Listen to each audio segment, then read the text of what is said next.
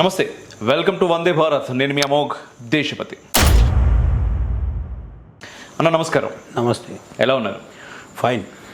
కొంచెం గ్యాప్ తీసుకున్నాం యాక్చువల్గా మనం వందే భారత్కి సంబంధించి. అంటే గ్యాప్ వచ్చింది, తీసుకున్నామని చెప్తున్నాం కానీ బట్ ఈరోజు మళ్ళీ ఇప్పటి నుంచి మీకు అందరికి చెప్తున్నా, ఎందుకంటే చాలా మంది మెసేజ్ కూడా చేస్తున్నారు, అన్న ఏమైందన్న ఇంటర్వ్యూస్ వందే భారత్ వస్తలేవు అని చెప్పేసి.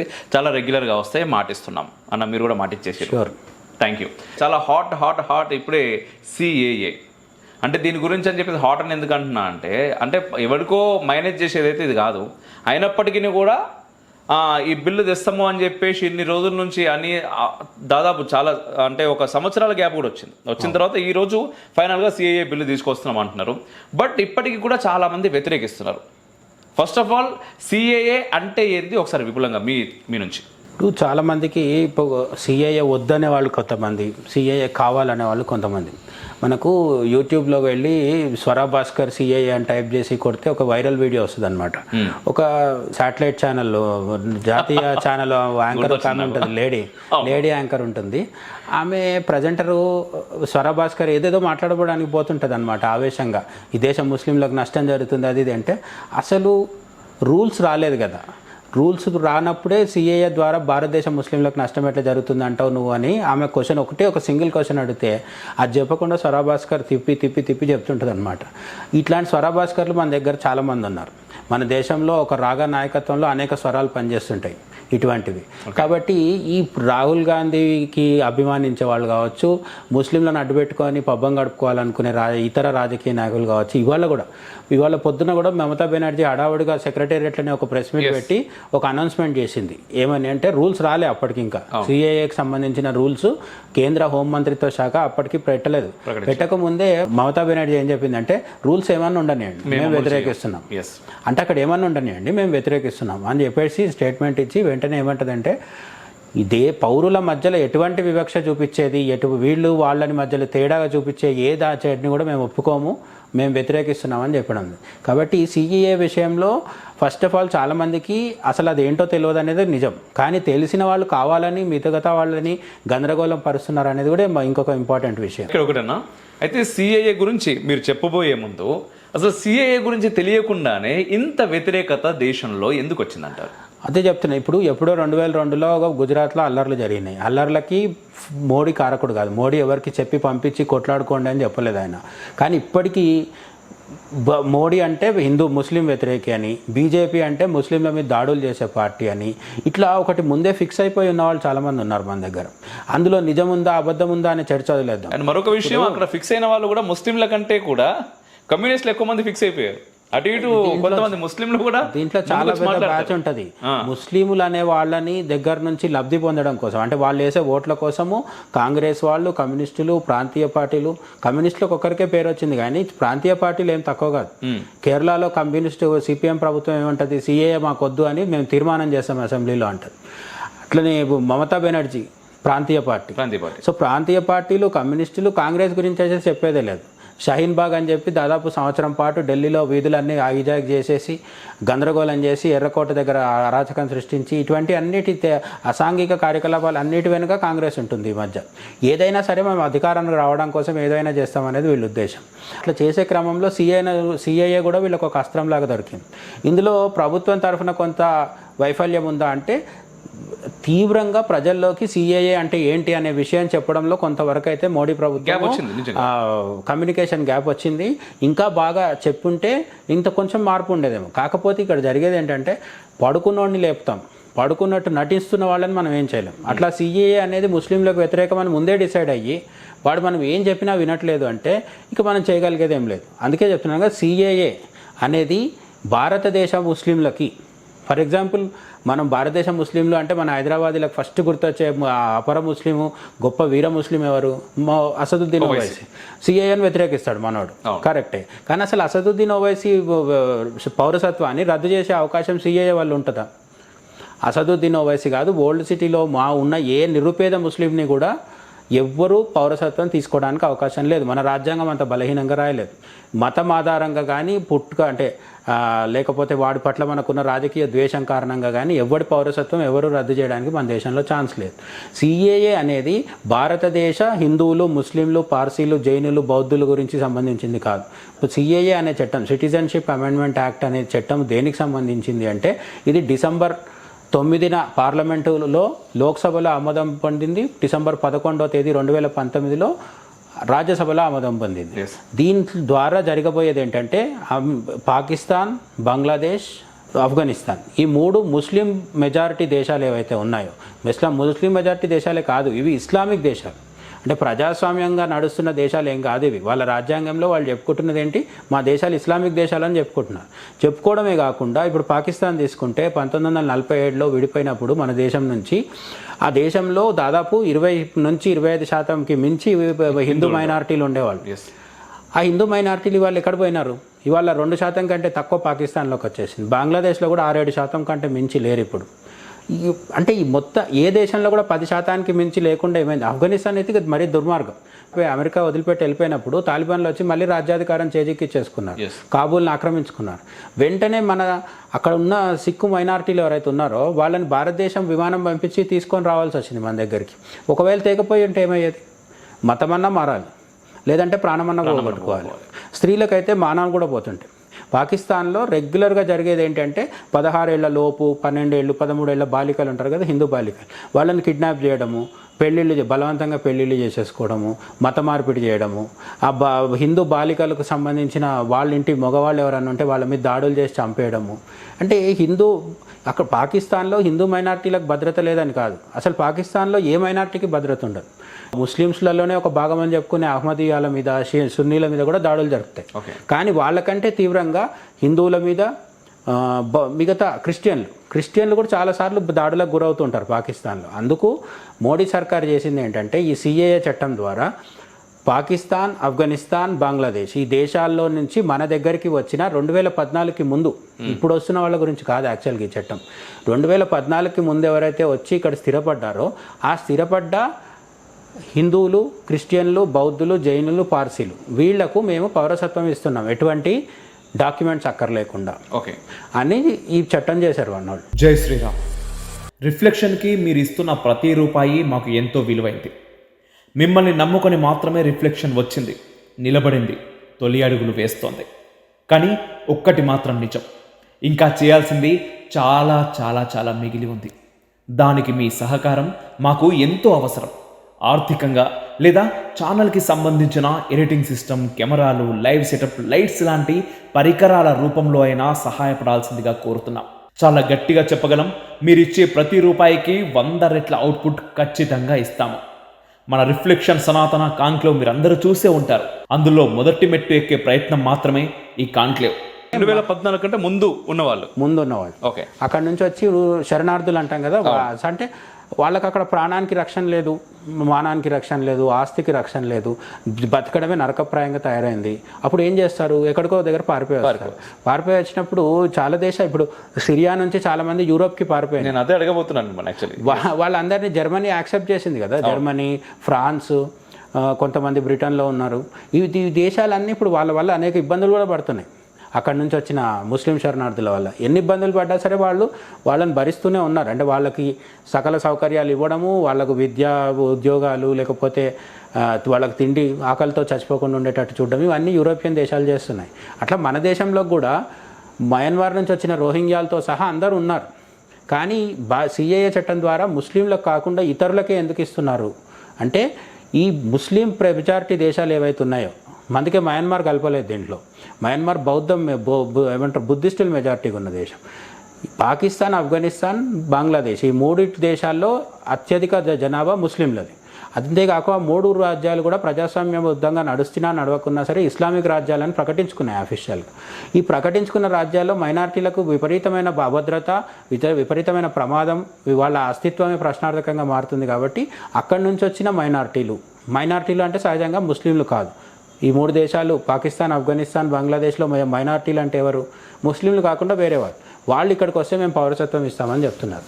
దీనికి ఎందుకు ఇవ్వాల్సి వచ్చింది అనే దానికి కూడా మనం మంచి ఉదాహరణ ఉంటుంది. దీనికి మన దేశం బయట జరిగే రాజకీయాలే కాదు, మన దేశం లోపల జరిగే రాజకీయాలు కూడా ఉంటాయి. పాకిస్తాన్లో హిందువుల మీద దాడులు జరగడం సహజం, మనం అర్థం చేసుకోవచ్చు. ఎందుకంటే అక్కడ మతమౌఢ్యం ఎక్కువ ఉంది, అక్కడ వివిధ ముస్లింలకు సంబంధించిన శాఖలు కూడా కొట్టుకుంటూ ఉంటాయి. కాబట్టి హిందువుల మీద సహజంగానే దాడులు జరుగుతున్నాయి.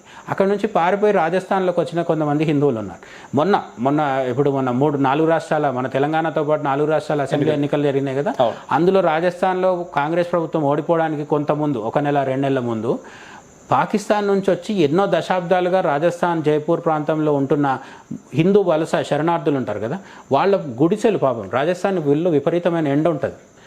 ఆ టైంలో ఫుల్ ఎండలు మండిపోతున్న టైంలో అశోక్ గెహ్లాట్ కాంగ్రెస్ ప్రభుత్వం ఏం చేసింది, మీరు అక్రమంగా ఉంటున్నారని చెప్పి పోయి వాళ్ళ గుడిసెలు బుల్డోజర్లు పెట్టి కూల్చేసింది. ఇప్పుడు కాంగ్రెస్ ప్రభుత్వం ముస్లిమ్స్ ఎక్కడన్నా ఉంటే ఆ ముస్లిమ్స్ ఉండే గుడిసెల్ని బుల్డోజర్ పెట్టి కూల్స్తుందా, మనము అసలు ఊహించగలుగుతామా? అది చేయదు. కానీ పాకిస్తాన్ నుంచి వచ్చిన హిందువుల పట్ల మాత్రం అట్లా ప్రవర్తించినాయి మన రాజకీయ పార్టీలు, కాంగ్రెస్ ప్రధానంగా. ఇప్పుడు వాళ్ళు చేసిన తప్పేంటి, ఆ దేశంలో బతకలేక ఇక్కడికి వచ్చిండ్రు. ఎప్పుడు వచ్చిండ్రు? ఇప్పుడు నిన్న మొన్న కాదు, కొన్ని దశాబ్దాలుగా వచ్చి ఇక్కడే ఉంటున్నారు. మరి వాళ్ళ పట్ల అంత కోపం, అంత ద్వేషం ఎందుకు కాంగ్రెస్కి? హిందువుల పట్ల ప్రత్యేకంగా పాకిస్తాన్లో ద్వేషమే, మన దేశంలో కూడా ద్వేషమే. అందుకని నాన్ ముస్లిం పాపులేషన్ ఏదైతుందో వాళ్ళకి పౌరసత్వం, ఇప్పుడు రాజస్థాన్లో కాంగ్రెస్ అశోక్ గెహ్లాట్ ప్రభుత్వం కూల్చేసిన గుడిసెలు ఇవి ఉన్నాయి కదా, వాళ్ళకి ఇప్పుడు పౌరసత్వం రాబోతుంది. అటువంటి వాళ్ళందరికీ వాళ్ళకి పౌరసత్వం వస్తే వెంటనే అట్లాంటి పనులు చేయడానికి అవకాశం ఉండదు అన్నట్టు. వాళ్ళు కూడా మిగతా భారతీయులతో సమానంగా అవుతారు. ఇది సిఏఏ చట్టం. ప్రత్యేకంగా కాంగ్రెస్కి ఎందుకు మరి? ఇప్పుడు రోహింగ్యాల విషయంలో ఇదే చూసుకున్నట్టయితే వేరే దేశం నుంచి వచ్చినటువంటి, ఇప్పుడు బెంగాల్లో మనకు రోహింగ్యాల సమస్య చాలా ఎక్కువగా ఉంటుంది. సో రోహింగ్యాల విషయంలో సపోర్ట్ చేస్తారు. బెంగాల్లో ఉండే రోహింగ్యాలు మమతా బెనర్జీ రోహింగ్యాలు, ఢిల్లీలో ఉండే రోహింగ్యాలు కేజ్రీవాల్ రోహింగ్యాలు, కాశ్మీర్లో కూడా ఉంటారు రోహింగ్యాలు. వాళ్ళు అక్కడ దాకా స్ప్రెడ్ అయిపోయింది. మన హైదరాబాద్లో రోహింగ్యాలు ఉన్నారు, ఇక్కడ కూడా ఉంటారు. వాళ్ళని గుర్తించి బయటకు పంపించేటోడు ఇప్పటికీ లేడు. అది సిఏ చట్టం వల్ల అది కూడా జరిగే అవకాశాలు ఏం లేవు. జరిగే అవకాశం లేదు, లేనప్పటికీ కూడా దానికి సపోర్ట్ చేస్తారు కాంగ్రెస్. ఎందుకంటే ఎందుకు చేయట్లేదు అంటే ఇక్కడంతా ఓటు రాజకీయం ఉంటుంది. నేను ఏమంటున్నానంటే బీజేపీ చాలా పవిత్రమైన పార్టీ, బీజేపీ ఇదంతా సమాజ శ్రేయస్ కోసం చేస్తుంది అనట్లేదు. బీజేపీకి కూడా కొంత రాజకీయం ఉంటుంది. అయినా కూడా ఇప్పుడున్న పరిస్థితిలో అంతో ఎంతో ధర్మం అని మాట్లాడేది బీజేపీ ఒకటే. మిగతా వాళ్ళకి ధర్మం ఏం లేదు. ఈ రోహింగ్యాలు కావచ్చు, బంగ్లాదేశీలు కావచ్చు, ఎక్కడి నుంచి అయినా సరే ముస్లింలు వచ్చి స్థిరపడితే, ఇప్పుడు మాల్దీవుల నుంచి అప్పుడప్పుడు కొన్నిసార్లు కేరళ తీరానికి ముస్లింలు వస్తుంటారు. అక్కడ కూడా వీళ్ళు ఎవరికి అభ్యంతరం ఉండదు. ఎందుకు ఉండదు అంటే ప్రపంచంలో ఉన్న ఏ ముస్లిం వచ్చి భారతదేశంలో సక్రమంగా అక్రమంగా స్థిరపడ్డా కూడా ఓటు ఎవరికి వేస్తాడు? బీజేపీ తప్ప. ఇప్పుడు మరి బీజేపీ చేయాల్సిందేంటి? నిజంగా ప్రమాదంలో ఉన్న హిందువులు అనలేదు, నిజానికి క్రిస్టియన్లు కూడా ఉంది. ఇప్పుడు పాకిస్తాన్లో ఉన్న క్రిస్టియన్లు ఇక్కడికి వచ్చిన తర్వాత బీజేపీకే ఓటేస్తారని ఏం నమ్మకం? క్రిస్టియన్లు అయితే బీజేపీకి ఓటేయాల్సిన రూల్ ఏం లేదు కదా. వాళ్ళు రేపు కాంగ్రెస్ హిందువులకు లేదు, హిందువులు కూడా వేయట్లేదు కదా. హిందువులు వేస్తే తెలంగాణలో కాంగ్రెస్ వీళ్ళు చెప్పేది ఏంటంటే, ఇక్కడ పుట్టి ఇక్కడ పెరిగిన హిందువులు ఉచితాలకు ఆశించబడి బస్ ప్రయాణాల కోసమో గ్యాస్ సిలిండర్ల కోసమో కాంగ్రెస్కి వేస్తున్నారు. కానీ పాకిస్తాన్ నుంచి వచ్చిన హిందువులకి పౌరసత్వం బీజేపీ ఇస్తే, బీజేపీ అదే ఇప్పుడు చెప్పేది ఏంటంటే, చాలామంది మేధావులు చెప్తున్నది ఏంటంటే, పొలిటికల్ అనాలిసిస్లో అనుకొని యూట్యూబ్ ఛానల్స్ పెట్టుకునే వాళ్ళు చెప్పేది ఏంటంటే, ఎన్నికల ముందు ఇంకొక 3 రోజుల్లో నోటిఫికేషన్ వచ్చేస్తుంది అన్నప్పుడు ఇంత హడావుడిగా సిఏఏని అమలు చేస్తున్నది ఎందుకు మోడీ అమిత్ షా ప్రభుత్వం అంటే, హిందువులకు మేము ఏదో మేలు చేసేస్తున్నాం అనే ఇమేజ్ తీసుకొచ్చుకొని హిందూ ఓట్లు కన్సాలిడేట్ చేసుకోవడానికి అని నేను అవుననే చెప్తాను. అందులో పెద్ద మోమాట పడాల్సిందేముంది? అవును, మీరు అప్పుడు 2019లో అమలు చేస్తాం అన్నారు. ఆ తర్వాత ముస్లింలకు ఏదో నష్టం జరిగిపోతుంది అని నెలల తరబడి, సంవత్సరాల తరబడి షహీన్ బాగ్ లాంటి ప్రాంతాల్లో టెంట్లు వేసుకొని అమలు కానివ్వలేదు. అందుకే మోడీ అమిత్ షా ఏం చేశారంటే దాన్ని పక్కన పెట్టేశారు. ఆ తర్వాత కరోనా వచ్చింది, అందరూ గందరగోళం జరిగింది కాబట్టి దాదాపు 1000 రోజుల నుంచి సిఏఏని పట్టించుకోలేదు. ఇప్పుడు ఎన్నికల ముందు మేము అమలు చేస్తామని ఈరోజు పొద్దున్న రూల్స్ అనౌన్స్ చేసిండ్రు. ఇప్పుడు కొత్తగా వచ్చిన రూల్స్ ప్రకారం ఏంటంటే వెబ్సైట్లో ఆన్లైన్లో అప్లై చేసుకోవచ్చు. పాకిస్తాన్, ఆఫ్ఘనిస్తాన్, బంగ్లాదేశ్ నుంచి వచ్చి 2014 కంటే ముందు నుంచే ఇక్కడ ఉంటున్న హిందువులు, క్రిస్టియన్లు, బౌద్ధులు, జైనులు, పార్సీలు ఎవరైతే ఉన్నారో వీళ్ళు ఆన్లైన్లో అప్లై చేసుకుంటే పౌరసత్వం వచ్చేస్తుంది ఆన్లైన్లో. బెంగాల్ మమతా బెనర్జీ మేము దీన్ని ముందుకు తీసుకురానియం, మేము అమలు చేయం అన్నారు కదా. ఇక్కడ మన దగ్గర ఒక గొప్ప విషయం ఏంటంటే, మొన్న కూడా ఒక తమిళ నాయకుడు అన్నాడు కదా, అదే ఏ రాజా అనేవాడు, భారతదేశం అంటే అన్ని రాష్ట్రాలు అంటారు చిన్న చిన్న రాష్ట్రాలు అన్ని కలిసి ఏర్పడ్డ ఒక దేశమే తప్ప ఇది దేశం కాదు అని చెప్పి రాహుల్ గాంధీ నుంచి మొదలు పెడితే రాజా దాకా చాలా మంది చెప్తుంటారు కదా. అదే ఫీలింగ్ లో మమతా బెనర్జీ కూడా ఉండొచ్చు. కానీ మన దేశంలో జరిగేది ఏంటంటే, కేంద్ర ప్రభుత్వం ఒక నిర్ణయం తీసుకుంటే అది రాజ్యాంగం ప్రకారం తప్పైతే సుప్రీంకోర్టుకి వెళ్ళే అవకాశం ఉంటుంది తప్ప రాష్ట్రాలు ఇష్టం వచ్చినట్టుగా మేము అమలు కానివ్వమని చెప్పి బెదిరిస్తే కుదరదు.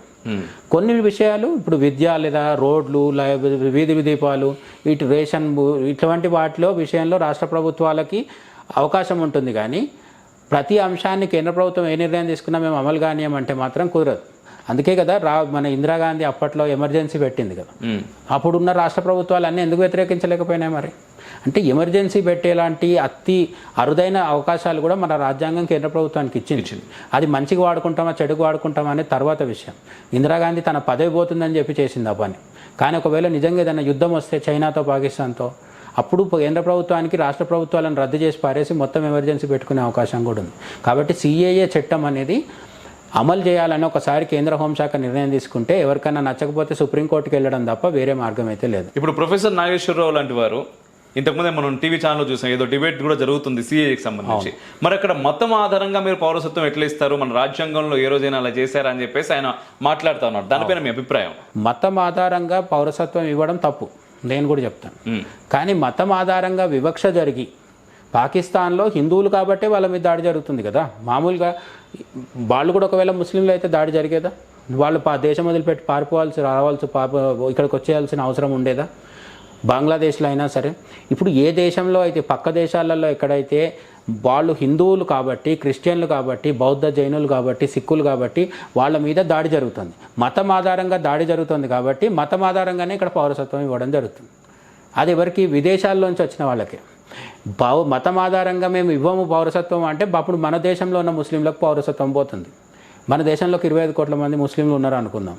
ఇంటి కోట్ల మందికి మేము పౌరసత్వం ఇవ్వమనేది సాహసం ఏ ప్రభుత్వం అయినా చేస్తుందా? చేయకూడదు కూడా, చేయాల్సిన పని చెయ్యాలి. ఫస్ట్ ఆఫ్ ఆల్ అది సాధ్యం కాదు. ఎందుకంటే వాళ్ళు రోడ్ల మీదకి వచ్చి గొడవ చేస్తారు, వాళ్ళకి మద్దతు ఇచ్చే సెక్యులర్ హిందువులు కూడా ఉంటారు. ఇదంతా ఒక ఎత్తు. బట్ అది రాజ్యాంగ వ్యతిరేకం. రాజ్యాంగం ఒప్పుకోదు, కోర్టు కూడా ఒప్పుకోదు. నువ్వు ఈ మతంలో పుట్టావు కాబట్టి నీకు పౌరసత్వం లేదు అనే అధికారం ఏ ప్రభుత్వానికి ఉండలేదు. అది ఎప్పుడు ఈ దేశంలో పుట్టిన వాళ్ళకి. బట్ బయట దేశం నుంచి వస్తున్నప్పుడు ఆ వస్తున్న వాళ్ళు అక్కడ వివక్షకి గురై ప్రాణాలు అరచేతిలో పట్టుకొని వచ్చినప్పుడు వాళ్ళకి మతం ఆధారంగా వాళ్ళ మీద దాడి జరిగింది కాబట్టి మతం ఆధారంగా ఇక్కడ పౌరసత్వం ఇవ్వడంలో తప్పు లేదనేది బీజేపీ లేదంటే బీజేపీ మద్దతుదారులు వీళ్ళందరూ వాదన. అయితే ఇప్పుడు మీరు అంటారు 2014 ముందు నుంచి ఇక్కడ ఉన్నటువంటి వాళ్ళకు అంటున్నారు, ఆ తర్వాత వచ్చిన వాళ్ళ పరిస్థితి ఏంటి? ఇది కట్ ఆఫ్ డేట్ ఎందుకు పెట్టారంటే ఆ రోజు అమెండ్మెంట్ బిల్లు సభలో ప్రవేశపెడుతున్నప్పుడు దానికి అంటే ఒక స్ట్రక్చర్ ఉండాలి కాబట్టి దాంట్లో ఇది పేర్కొనడం జరిగింది. దాని తర్వాత వచ్చిన వాళ్ళకి ఏంటి అనేది మళ్ళీ కొన్ని రోజుల తర్వాత రివ్యూ చేసుకోవాల్సింది. ఎందుకంటే ఏ దేశంలోకైనా సరే వాళ్ళు వచ్చి రాగానే మీరు రండి మేము పౌరసత్వం ఇస్తామని ఏ దేశం చెప్పదు. ఇప్పుడు మన దేశం కూడా సాఫ్ట్వేర్ ఇంజనీర్లు, డాక్టర్స్ చాలామంది అమెరికాలో పనిచేస్తుంటారు కదా. నేను ఇప్పుడు మనకు 2024లో నాకు అమెరికాలో జాబ్ వచ్చింది, నేను వెళ్ళి అమెరికాలో సెటిల్ అయినాను. వెంటనే నేను అక్కడ ఎంపీగా ఎమ్మెల్యేగా పోటీ చేస్తా అంటే ఒప్పుకోరు కదా. గ్రీన్ కార్డు అది ఇది చాలా ఉంటాయి. అంటే ఫస్ట్ నన్ను కొన్ని రోజులు టెంపరీ సిటిజన్గానే చూస్తారు వాళ్ళు, అక్కడ కేవలం ఉండడానికి ఒప్పుకుంటారు. తర్వాత వాళ్ళు పెట్టిన రూల్స్ అన్నిటికీ మనం ఓకే చేసుకొని మనం అప్లికేషన్ పెట్టుకుంటే వాళ్ళకు ఓకే అనిపిస్తాయి. అంటే ఆ దేశ వ్యవస్థ ఒప్పుకుంటే వాళ్ళ రూల్స్ ప్రకారం మనకు సిటిజన్షిప్ ఇస్తారు. అట్లా ఇండియా నుంచి వెళ్ళిన వాళ్ళు అమెరికాలో ఎట్లయితే సిటిజన్షిప్ పొందుతున్నారో 2014 తర్వాత పాకిస్తాన్, ఆఫ్ఘనిస్తాన్, బంగ్లాదేశ్ నుంచి ఇక్కడికి వచ్చి స్థిరపడ్డ ఏ మతం వాళ్ళైనా సరే మళ్ళీ కొన్ని రోజుల తర్వాత మన దేశం తీసుకొచ్చే రూల్స్ ప్రకారం అప్లై చేసుకోవచ్చు. ఇక్కడ మీరు అంటున్నారు యాక్చువల్గా పాకిస్తాన్, బంగ్లాదేశ్ అండ్ ఆఫ్ఘనిస్తాన్ ఈ మూడు దేశాలు కూడా ముస్లిం దేశాలే.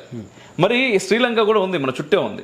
మరి శ్రీలంకలో ఉన్నటువంటి మైనార్టీలకు ఏదైనా ఇబ్బంది జరిగితే వాళ్ళు కూడా రావచ్చు, వాళ్ళు వచ్చిన వాళ్ళకి ఇప్పుడు ఇబ్బంది ఇప్పుడు ఉందా అనేది ఇంపార్టెంట్. ఇప్పుడు శ్రీలంకలో కూడా బౌద్ధులకి, హిందువులకి అండ్ అక్కడ బౌద్ధులకి, తమిళులకు మధ్య గొడవ. అయితే తమిళులు అంటే అర్థం హిందువులు కాదని కాదు. శ్రీలంకలో ఎల్టీటీ అనేది ప్రస్తుతం ఏర్పడి తమిళ్ టైగర్స్ గొడవపడి అంటే ప్రభాకర్ దీంట్లో చాలా హింస కూడా జరిగింది కదా. ఇదంతా జరిగినప్పుడు శ్రీలంక మెజారిటీ ప్రజలకి ఈ తమిళియన్స్కి మధ్య గొడవ జరిగింది. అప్పుడు జరిగి ఎల్టీటీ ఏర్పడి చాలా పెద్ద వేర్పాటువాదం అక్కడ కొనసాగింది. ఇప్పుడు అది లేదు. కానీ అప్పుడు కూడా జరిగిన దాంట్లో మనం ప్రధానంగా గుర్తించాల్సింది ఏంటంటే శ్రీలంకలో బౌద్ధులు హిందువుల మీద దాడులు చేయట్లేదు. అక్కడున్న బౌద్ధులకి లేదా స్థానిక శ్రీలంక వాళ్ళకి, సింహళీయులకి, తమిళ భాష మాట్లాడే తమిళులకి మధ్య గొడవ అది. అంటే అక్కడ ఒక రకంగా భాష ఆధారంగా విభేదాలు ఉన్నాయి వాళ్ళకి. అంటే వాళ్ళిద్దరి మధ్య ప్రధానమైన తేడా తమిళ్ మాట్లాడడం, తమిళ్ మాట్లాడకపోవడం, సింహళి భాష మాట్లాడడం, అది ఇంపార్టెంట్. అయితే తమిళియన్స్లో, శ్రీలంకలో ఉన్న తమిళియన్స్లో హిందువులు, క్రిస్టియన్లు, అన్ని మతాల వాళ్ళు కూడా ఉంటారు. సో అక్కడి నుంచి వచ్చిన వాళ్ళకి ఇక్కడ మద్దతు, పౌరసత్వం ఇవ్వాలని తమిళ రాజకీయ పార్టీలు ఎప్పటి నుంచో డిమాండ్ చేస్తున్నాయి. డిఎంకే కావచ్చు, అన్నాడీఎంకే లాంటి, అంటే తమిళ రాజకీయ పార్టీలు దాదాపుగా అందరు కూడా దానికి ఓకేనే. శ్రీలంక నుంచి వచ్చిన తమిళకి ఇక్కడ పౌరసత్వం ఇవ్వాలంటే ఇవ్వమనే చెప్తారు. మరి మోడీ సర్కార్ అది ఎందుకు ఇందులో కలపలేదు అంటే, నేనేమంటానంటే శ్రీలంక కాదు, బంగ్లాదేశ్ పక్కకి ఉన్న మయన్మార్ని కూడా కలపలేదు కదా. మయన్మార్ని కూడా కలపలేదు. ఎందుకు కలపలేదు అంటే, ఇక్కడ మనం కీలకంగా అర్థం చేసుకోవాల్సిన విషయం ఏంటంటే, మయన్మార్లో కానీ శ్రీలంకలో కానీ ఈ ప్రస్తుతం మైనారిటీల మీద దాడులు జరగట్లేదు. ప్రస్తుతం కొంత సేఫ్గానే ఉన్నారు వాళ్ళు. మయన్మార్ నుంచి బయటకు వచ్చేసిన రోహింగ్యాలు ఎవరైతే ఉన్నారో వాళ్ళు పెద్ద సంఖ్యలో మయన్మార్ అక్కడున్న బౌద్ధ మెజారిటీ కావచ్చు, అక్కడున్న ప్రభుత్వం ఆర్మీ కావచ్చు, వాళ్ళు దాడులు చేసి వెళ్ళగొడితే బంగ్లాదేశ్కి, ఇండియాకి పారిపోయి రావడం జరిగింది రోహింగ్యాలు. వీళ్ళని మళ్ళీ వెనక్కి తీసుకోవాలని చెప్పి భారతదేశమే కాకుండా బంగ్లాదేశ్ యుఎన్ఓ కూడా కోరుతుంది మయన్మార్ ప్రభుత్వాన్ని, వాళ్ళని వెనక్కి తీసుకోమంటున్నారు. అంటే అన్ని లక్షల మంది బయట వచ్చేసినప్పుడు అందరికీ పౌరసత్వం ఇస్తూ పోతే మయన్మార్ ఏం చేస్తుంది అంటే, రేపు ఇంకొంతమంది మీద దాడి చేసి ఇంకొంతమంది వెళ్ళగొట్టేస్తూ ఉంటుంది. కాబట్టి వాళ్ళతో చర్చలు చేసి వాళ్ళని వెనక్కి పంపించడం అనేది మన ముందున్న టార్గెట్. శ్రీలంక నుంచి హిందువులకే వస్తే ఎందుకు ఇవ్వద్దు అంటే, ఈరోజు ఎంతమంది వస్తున్నారు మన కళ్ళ ముందర కనిపిస్తుంది కదా. ఏ దేశం నుంచి ఏ కారణం చేత వస్తుంది ఫ్లో అనేది మనం గమనిస్తే ఇవ్వాలా వద్దా తెలుస్తుంది. యాక్చువల్గా బిల్లులో పేర్కొనొచ్చు, అమెరికా నుంచి కూడా ఎవరైనా హిందువులు వస్తే ఇవ్వచ్చు అని చెప్పి మనం పెట్టవచ్చు. కానీ దానివల్ల లాభం ఏంటి? అమెరికాలో మతం ఆధారంగా దాడులు జరగవు, శ్రీలంకలో మతం ఆధారంగా దాడులు జరగవు. ఈవెన్ సౌదీ అరేబియాలో కూడా, సౌదీ అరేబియా నుంచి వచ్చేసిన హిందువుకి మేము పౌరసత్వం ఇస్తామని ఎక్కడ చెప్పలేదు కదా సిఏఏ చట్టంలో. అంటే ఏ దేశంలో అయితే వాడు హిందువు కాబట్టి, బౌద్ధ, జైన, క్రిస్టియన్, సిక్కు కాబట్టి వాడి మీద దాడి చేసి ఆ దేశంలో ఉండలేని పరిస్థితి సృష్టించారో ఆ 3 దేశాలని గుర్తుపెట్టుకొని చేసినది ప్రభుత్వం, ప్రత్యేకమైన చట్టం ఇది. అండ్ మన దేశంలో వచ్చి స్థిరపడ్డ వాడికి పౌరసత్వం ఇవ్వాలా వద్దా అనే దానికి ఈ సిఏఏ చట్టానికి సంబంధం లేదు. చాలామంది అనుకునేది ఏంటంటే, కేవలం ఈ సిఏఏ చట్టం ఆధారంగానే ఇంకా ఏ విదేశీయుడు మన దగ్గరకు వచ్చినా చట్టం పౌరసత్వం ఇస్తారనుకో. ఇప్పుడు అద్నాన్ సామి అనే ఒక సింగర్ ఉన్నాడు, అతను బై బర్త్ పాకిస్తాన్, ఆయనకు నచ్చింది, ఇక్కడికి వచ్చి స్థిరపడ్డాడు, ఆయనకి మన భారతదేశం పౌరసత్వం ఇచ్చింది, పద్మ అవార్డు కూడా ఇచ్చింది. ఆయన మరి ముస్లిమే కదా. అంటే ఎక్సెప్షనల్ కేసెస్ ఉంటాయి. అంటే పాకిస్తాన్ నుంచి వచ్చిన నిజంగా మన దేశానికి ఉపయోగపడేవాడు కావచ్చు, ఒక కళాకారుడు కావచ్చు, ఇంజనీర్ కావచ్చు, డాక్టర్ కావచ్చు, సైంటిస్ట్ కావచ్చు, వీళ్ళు ఎవరైనా వస్తే ఇక్కడ ఉంటామంటే వాళ్ళకు సిటిజన్షిప్ ఇవ్వడానికి సిఏ అడ్డం కాదు. సో దేనికి అడ్డు కాదు. మన దేశ టెక్నీషియన్లు, చదువుకున్న వాళ్ళు, గ్రాడ్యుయేట్స్, వీళ్ళంతా పోయి అమెరికాలో ఉంటే వాళ్ళందరూ గ్రీన్ కార్డ్స్ వస్తున్నాయి, సిటిజన్స్ అయిపోతున్నారు కదా వాళ్ళు. అక్కడ ఎందుకు అవుతున్నారు? అది మతం ఆధారంగా కాదు, మనం వాళ్ళ దేశానికి ఉపయోగపడతామని అమెరికాకి నమ్మకం కలిగితే ఇస్తుంది. మనం కూడా ఎవరికైనా ఇస్తాం, వచ్చినవాడు మనకు ఉపయోగపడతాడు అనుకుంటే ఖచ్చితంగా ఇస్తాం. ఇప్పుడు పాకిస్తాన్లో చాలామంది క్రికెట్ ప్లేయర్లు ఉంటారు, అందులో బాగా క్రికెట్ ఆడేవాడు ఎవడన్నా వచ్చి నేను ఇక్కడ సెటిల్ అవుతా అని అడిగితే భారతదేశం ఇవ్వచ్చు, సిటిజన్షిప్ ఇవ్వచ్చు. ఎందుకు ఇవ్వచ్చు అంటే, అక్కడ బాగా క్రికెట్ ఆడే క్రికెటర్ వేరు, ప్రతి సామాన్య ముస్లిం వేరు. ఈ ముస్లింలు అందరూ కూడా మేము వచ్చేసి ఇక్కడ పెద్ద ఎత్తున సెటిల్ అవుతామంటే కుదరదు. Okay. And one more thing అన్న, ఇప్పుడు రీసెంట్గా మనం ఇదే బీజేపీ ఒక ఎంపీ దగ్గర నుంచి ఒక యాక్చువల్ విన్నాం, మాకు ఒక 400 పైచిలకు సీట్స్ ఇవ్వండి, మేము సెక్యులరిజం అనే పదాన్ని కూడా రాజ్యాంగంలో లేకుండా చేస్తామని చెప్పేసి. దీన్ని మీరు ఎలా చెప్తున్నాను కదా, బీజేపీ ఒక రాజకీయ పార్టీ, ఎన్నికలు దగ్గర పడుతున్నప్పుడు హిందూ పోలరైజేషన్ జరగాలని కోరుకునే పార్టీ, హిందువులు మూకుమ్మడిగా ఓటేయాలని బీజేపీ కోరుకుంటుంది. ఎందుకు కోరుకుంటుంది? ముస్లింలు మూకుమ్మడిగా మాకు ఓటేయాలని కాంగ్రెస్ కోరుకుంటుంది. కాబట్టి మన దగ్గర ఉన్న ఒక ప్రాంతీయ పార్టీ నాయకుడు, యువ నాయకుడు, కాబోయే సీఎం అని ప్రచారం అయ్యేళ్ళు ఒక ఆయన ఏం చెప్తాడంటే, ముస్లింలకు నేను ప్రత్యేకంగా బ్యాంకు పెట్టిస్తా అంటాడు. ఇంకొక ఆయన మన దగ్గర ఒక యువ నాయకుడు ఉండే, ఆయన ట్విట్టర్లో ఎప్పుడు చూడు చాలా మందికి చాలాసార్లు ముస్లిం మైనార్టీలకు మద్దతుగా ఏమంటారు అది స్టాండప్ కామెడీని తీసుకొచ్చి పోలీసులను సెక్యూరిటీ పెట్టి చేపించాడు కదా, మన బిగ్ బాస్ గెలిచిండు. అతని పేరు మున్నావర్ ఫరూక్. ఒక మున్నావర్ ఫరూక్కి ఇంపార్టెన్స్ ఇచ్చి మన ప్రాంతీయ పార్టీలు చేస్తున్నది ఏంటి? ముస్లిం పోలరైజేషన్. ముస్లింలు మాకు ఓటేయడం కోసం ఏ డ్రామాలైనా చేస్తాం అనుకోండి. బీజేపీలో కూడా కొన్నిసార్లు అట్లాంటి డ్రామాలు జరుగుతాయి. నేను బీజేపీని చాలా పవిత్రమైన పార్టీ అని చెప్పట్లేదు, అంటే ఒకసారి రాజకీయాల్లో ఉన్నప్పుడు బిగ్ బాస్ పార్టీ. ఇప్పుడు నేను ఏమంటానంటే, ఎదురుగున్న రాజకీయ పార్టీలు అన్ని గన్ను పట్టుకొని దూరం నుంచి కాలుస్తుంటే మేము రాముడు భక్తులమని బాణాలు వేస్తామంటే కుదరదు. బీజేపీ కూడా గన్నుతో కాల్చడం నేర్చుకోవాలి. కాబట్టి ఎన్నికల ముందు రకరకాల జిమికులు చేస్తుంటారు, స్టేట్మెంట్స్ ఇస్తుంటారు, అవన్నీ ఓకే. ఇప్పుడు మనం మాట్లాడుకున్న కన్నడ కర్ణాటక ఎంపీ ఎవరైతే ఉన్నారో నా రాజకీయ నాయకుడు ఆయన చెప్పింది ఏంటంటే 400 సీట్లు ఇస్తే రాజ్యాంగం మారుస్తామన్నారు. రాజ్యాంగం మార్చడం తప్ప? రాజ్యాంగం చాలాసార్లు అంటే గతంలో రాజ్యాంగం మారుస్తామని చెప్పేసి కేసీఆర్ కూడా మాట్లాడిండు. అవును, కేసీఆర్ మాట్లాడారు, దానిపైన ప్రవీణ్ కుమార్ చాలా పెద్ద ఎత్తున అసలు నువ్వు రాజ్యాంగం ఎట్లా మారుస్తామని రేంజ్ లో మాట్లాడాడు. నేను అనేది ఏంటంటే 2 అంశాలు ఉన్నాయి. రాజ్యాంగం మార్చడం అనేది రాజ్యాంగమే ఇచ్చిన హక్కు. రాజ్యాంగం చాలా సార్లు చెప్పింది. రాజ్యాంగం అంబేద్కర్ రాసిండని చెప్పి రాజ్యాంగంలో అంబేద్కరే పెట్టింది ఏంటంటే మీకు 2 రాజ్యసభ లోక్సభల్లో మీ దగ్గర ఇంతమంది ఎంపీలు ఉండి ఆ ఎంపీలు మీకు మద్దతు కానీ ఇస్తే ఆ మద్దతుతో ప్రకటు మీరు రాజ్యాంగం మార్చుకోవచ్చు. అండ్ దాని తర్వాత కూడా మీరు మార్చిన రాజ్యాంగాన్ని ఎవరైనా కోర్టులో సవాల్ చేస్తే కోర్టు కూడా ఒప్పుకోవాలి. కోర్టు ఒప్పుకోకుండా రాజ్యాంగం మార్చే హక్కు లేదు. ఈ మార్చే హక్కు ఉంది కాబట్టి ఇందిరాగాంధీ ఏం చేసిందంటే అంబేద్కర్ పెట్టని పదాలు ఇప్పుడు అందరూ అంబేద్కర్ భక్తులమని చెప్పుకునే వాళ్ళు అందరూ కూడా గమనించాల్సింది ఏంటంటే మన పీఠికలో రాజ్యాంగంలో మొదట్లో ఉండే దగ్గర చెప్పింది ఏంటంటే సెక్యులర్ కానీ సోషలిస్ట్ కానీ పదాలు పెట్టలేదు మన వాళ్ళు. ఎవరు? అంబేద్కర్ అండ్ ఆ టీం మొత్తం కాన్స్టిట్యూషన్ రాసిన టీం.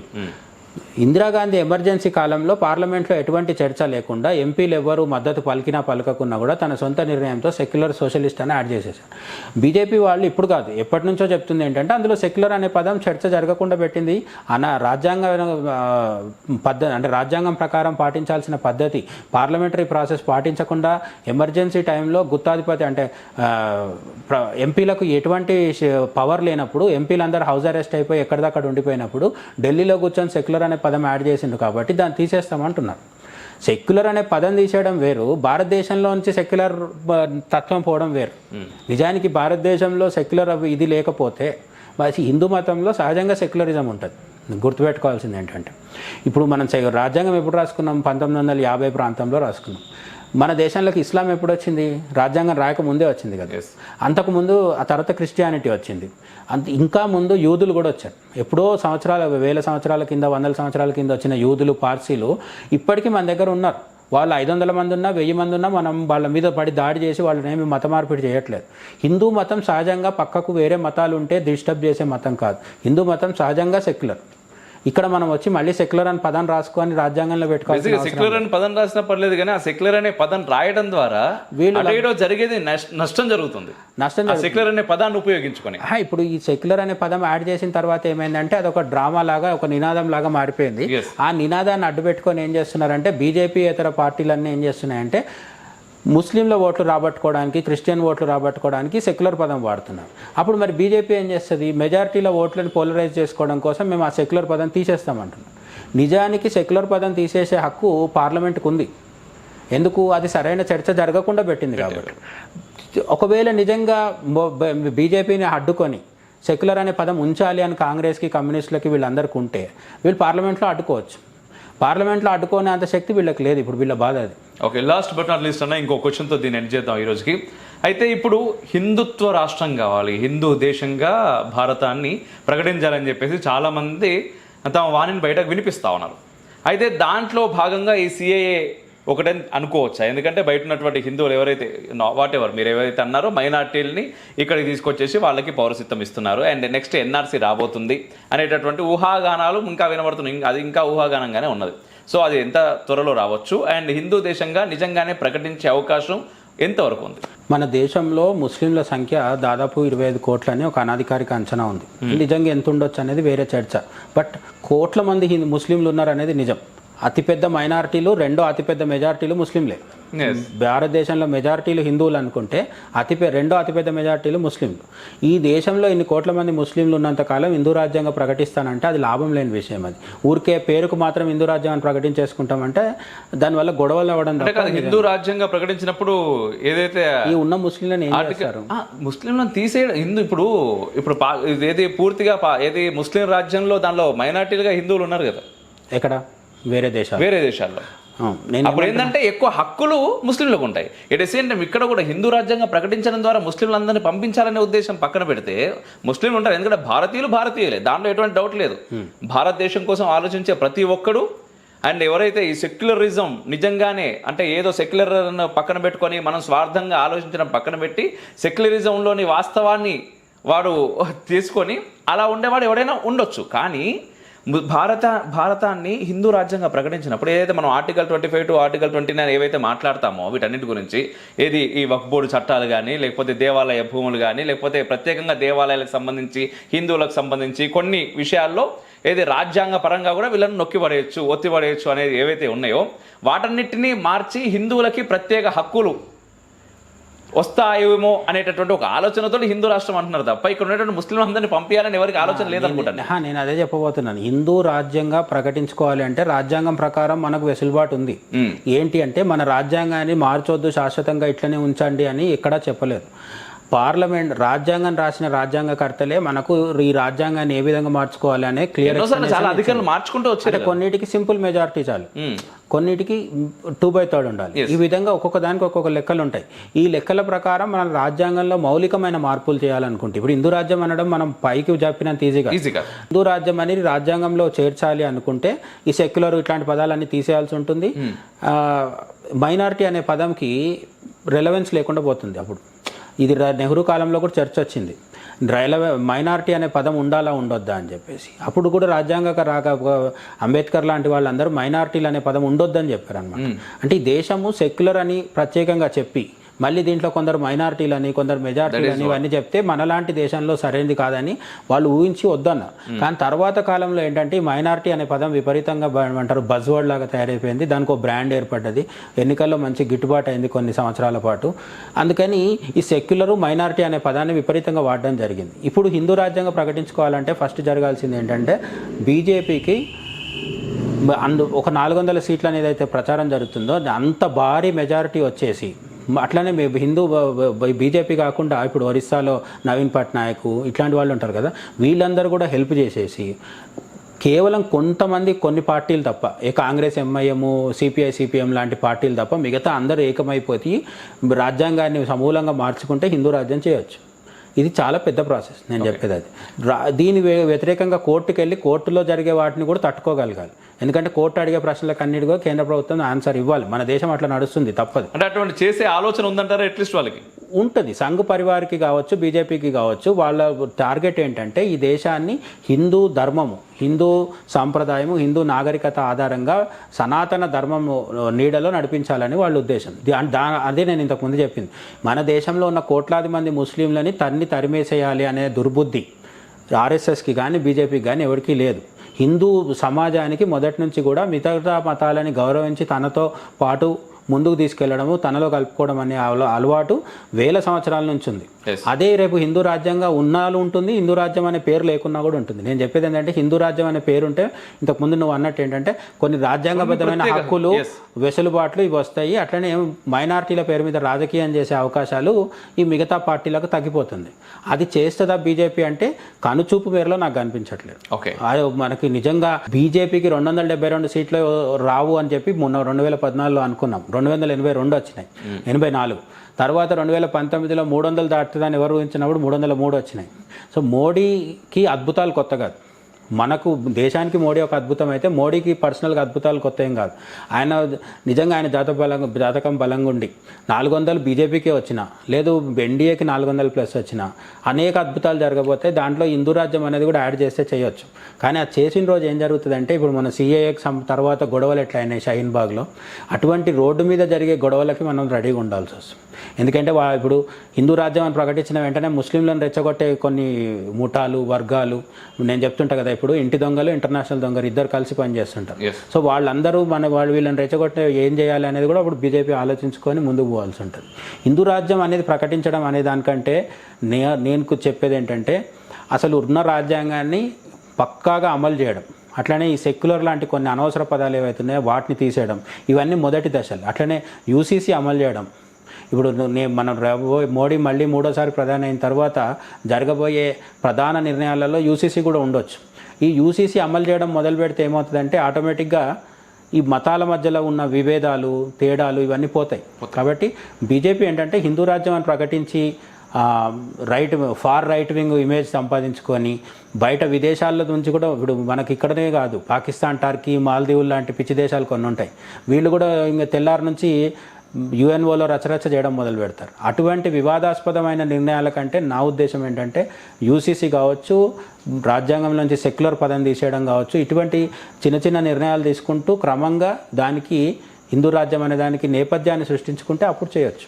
ఓకేనా, thank you so much. And చాలా క్లియర్గా ఎక్స్ప్లెయిన్ చేసిర్రు. అండ్ తెలియని వాళ్ళు చాలామంది ఉంటారు, వాళ్ళందరికీ కూడా ఇట్లా ఏది అట్టిపండు తీసి ఇట్లా అంటారు కదా, ఆ రేంజ్లో చెప్పారు. ఖచ్చితంగా ఈ వీడియోని సాధ్యమైనంత మట్టుకి షేర్ చేయరు, ఎందుకంటే అది ఏందో విషయం తెలియకుండా మనం ఏది పడితే అది మాట్లాడొద్దు. ఎందుకంటే మన చుట్టూ చాలామంది అట్లా మాట్లాడుతున్నారు, మీకు కూడా తెలుసు. కాబట్టి వాళ్ళ ఫస్ట్ ఈ వీడియో కొట్టుర్రి, చూసిన తర్వాత మాట్లాడరా అని చెప్పారు. ఓకేనా, థ్యాంక్ యూ అన్న.